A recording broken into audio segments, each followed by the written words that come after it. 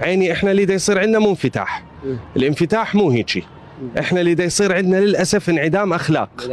يعني ويا زوجتي ما اقدر امشي بالشارع، لازمني حرس لانه يتحارشون بيها واني وياها. لا بربه. اي طبعا. اي عادي. انت وياها تمشي؟ اي اني دا امشي اني وياها وعادي الحرشه يعني قدامي. عذرا خذ لين جميله مثلا؟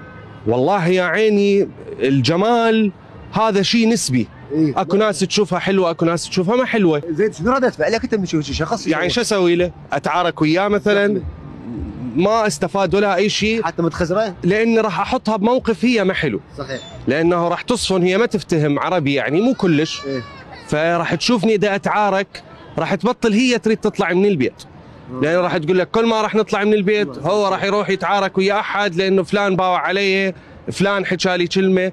انت يعني تباعه تخزره بنظره ما يفيد.